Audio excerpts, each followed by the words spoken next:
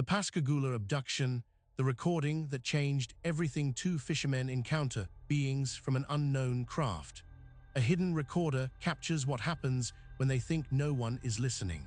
Long after sunset, on October 11, 1973, the Pascagoula River moves quietly beneath a fishing pier on the Mississippi coast. Charles Hickson, 42 years old, stands beside Calvin Parker, 19, their lines cast into dark water. The evening air holds the salt and marsh smell common to this coastal region. Neither man expects what descends from the sky above them. A craft appears over the water. Blue light flashes across its surface. Hickson and Parker freeze as the object hovers perhaps 40 feet away, emitting a sound unlike anything either man recognizes. The craft measures approximately 8 feet across and 10 feet in length. No wings extend from its body. No exhaust trails behind it. It simply hangs in the air above the Pascagoula River as both men watch in silence. Then the opening appears. From inside the craft, 3 beings emerge into the night air. They do not walk, they float. Hickson describes them later as approximately 5 feet tall, their skin gray and deeply wrinkled like elephant hide.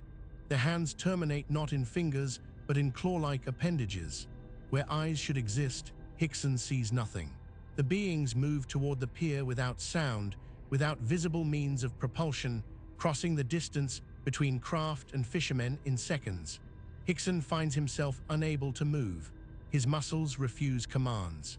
Paralysis spreads through his body as the beings approach. Beside him, Parker experiences the same immobilizing force. Both men remain conscious but helpless as the beings reach them and begin to lift them from the pier. They float upward, their bodies horizontal in the air, carried by forces neither man understands toward the opening in the hovering craft. Inside, Hickson hovers in midair while a device approaches his body. He describes it later as torpedo-shaped, moving along the length of his suspended form in what appears to be an examination. The beings observe but do not speak. No communication reaches Hickson through words or recognizable sounds. He remains paralyzed, aware of everything happening around him, but utterly incapable of resistance or escape. Time loses meaning inside the craft. Minutes might be passing, hours might be passing. Hickson cannot tell. Beside him, Calvin Parker endures something his mind refuses to process. The younger man's consciousness abandons him. Whether this represents a protective response to overwhelming terror or some effect produced by the beings themselves, Parker loses awareness of most events inside the craft. Fragments remain in his memory afterward, but the coherent narrative Hickson maintains never forms for Parker. His mind simply stops recording. 20 minutes pass on the Pascagoula River, then both men find themselves back on the pier. The paralysis releases. The craft ascends without sound and vanishes into the darkness.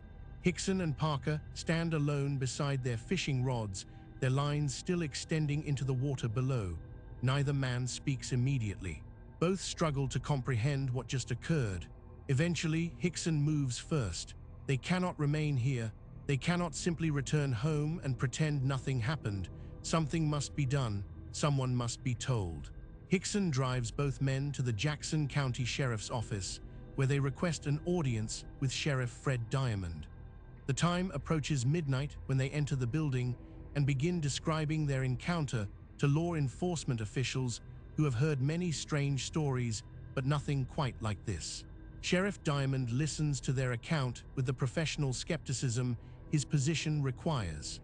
2 fishermen claim beings from a hovering craft paralyzed them, floated them aboard, examined them, and returned them to the pier.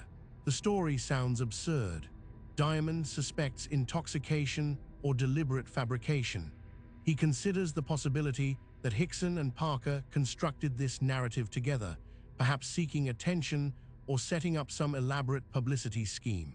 He decides to test this hypothesis through a simple but effective method. Diamond places both men in an interrogation room and informs them he needs to step away briefly. He leaves the room. He closes the door. He does not mention that a concealed recording device continues running, capturing every sound within the room. If Hickson and Parker are hoaxers constructing a false story, their behavior when they believe themselves unobserved should reveal the deception. Conspirators relax when authority figures leave. They discuss their strategy. They compare notes about keeping their story straight.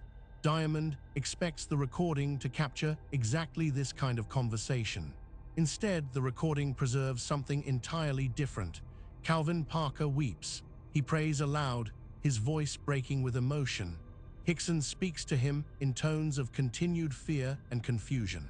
"I know you didn't believe me," Hickson says, referring to Diamond's obvious skepticism. "I can't help it, I just can't help it." Neither man discusses maintaining a story. Neither man relaxes into the confidence of someone who successfully deceived authority. Both men continue expressing the same terror they demonstrated when Diamond was present, their distress genuine and unperformed. When Diamond reviews the recording, his assessment shifts fundamentally. The negative evidence proves compelling. These are not the voices of men constructing a hoax. These are the voices of men who experienced something that shattered their understanding of reality.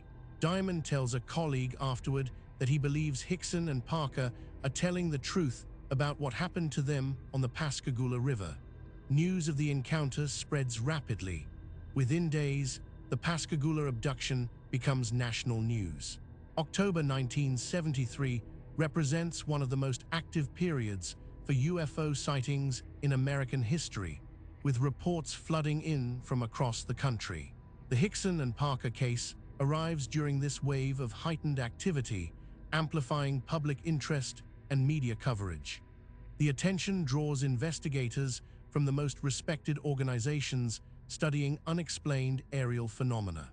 Dr. J. Allen Hynek, the astronomer who served as scientific consultant to Project Blue Book and became the foremost academic voice in American UAP research, travels to Mississippi.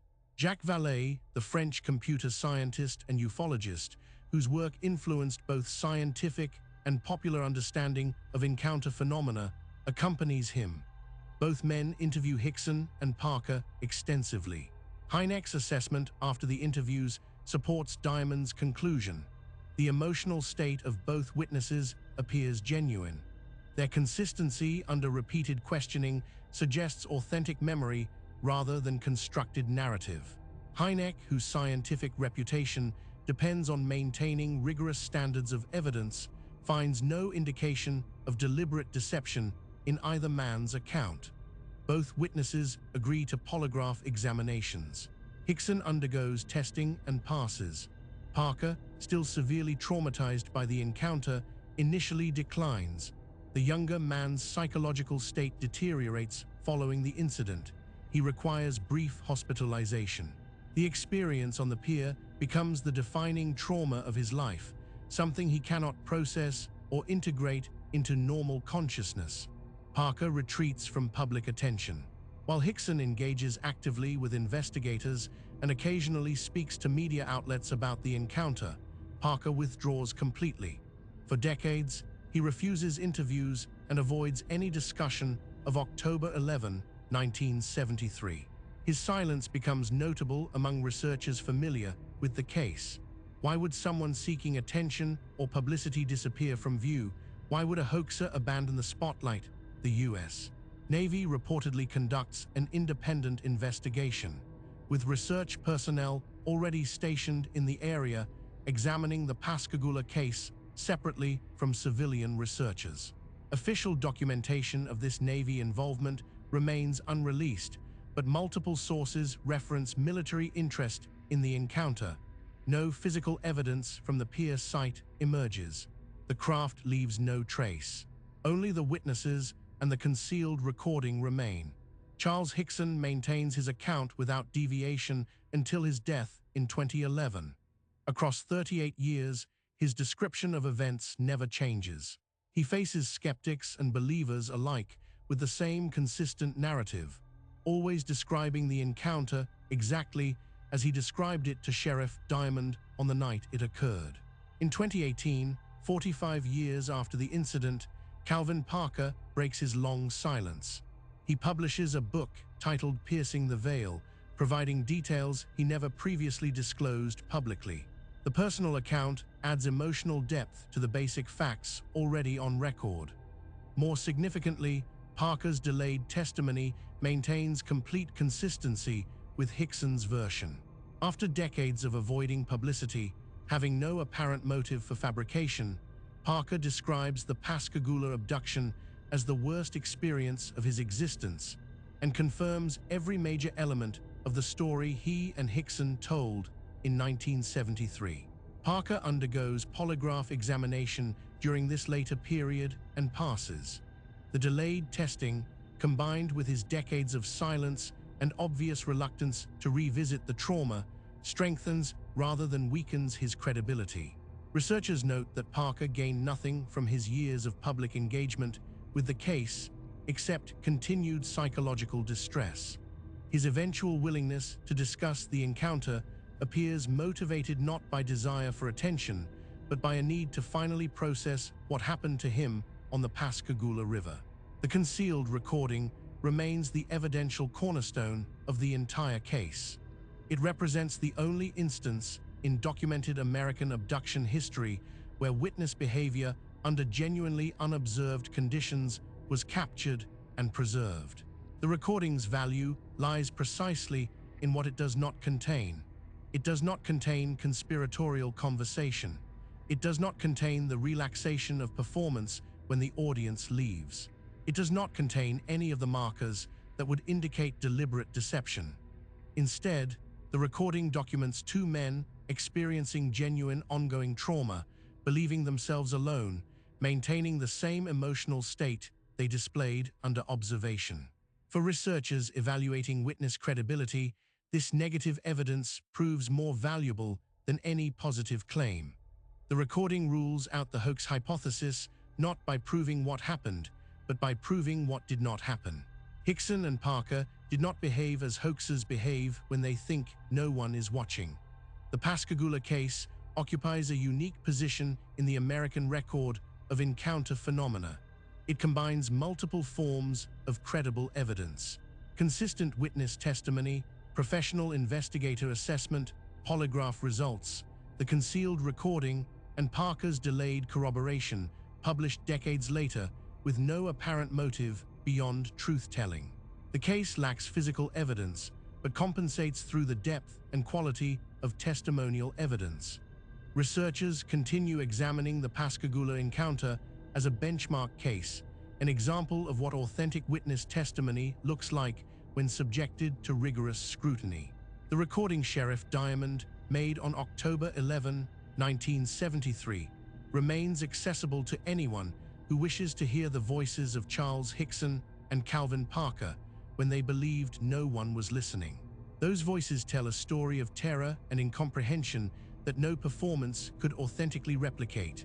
Something happened on the Pascagoula River that autumn evening.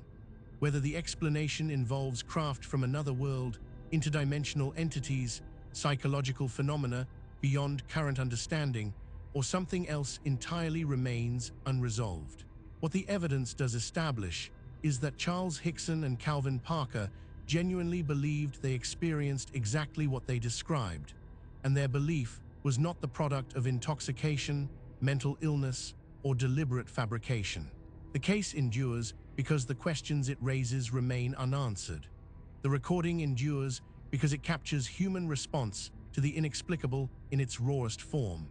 And the Pascagoula River continues flowing past the pier where two fishermen lost 20 minutes of their lives to something neither man could understand or forget.